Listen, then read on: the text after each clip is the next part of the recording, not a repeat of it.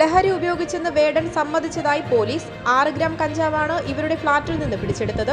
കൂടാതെ ഇവരുടെ മൊബൈൽ ഫോണും 9 ലക്ഷം രൂപയും കണ്ടെടുത്തതായും ഹിൽ പാലസ് സിഐ വ്യക്തമാക്കി. പരിപാടിക്ക് ലഭിച്ച തുകയാണ് 9.5 ലക്ഷം എന്നാണ് ഇവർ പറയുന്നത്. 9 അംഗ സംഘമായിരുന്നു ഫ്ളാറ്റിലുണ്ടായതെന്നും അദ്ദേഹം കൂട്ടിച്ചേർത്തു. വേടൻ എന്നറിയപ്പെടുന്ന ഹിരൺദാസ് മുരളിയും സുഹൃത്തും പരിശീലനത്തിനായി എടുത്ത ഫ്ളാറ്റിൽ നിന്നാണ് ഇപ്പോൾ കഞ്ചാവ് പിടികൂടിയിരിക്കുന്നത്.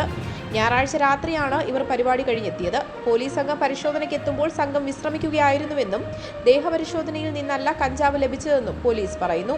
കുറച്ചു ദിവസമായി ഇവരെ നിരീക്ഷിക്കുന്നുണ്ടായിരുന്നു. നിയമ നടപടികളുമായി മുന്നോട്ടു പോകും. വൈദ്യപരിശോധനയ്ക്ക് ശേഷം ജാമ്യം നൽകി വിടാനാണ് തീരുമാനം.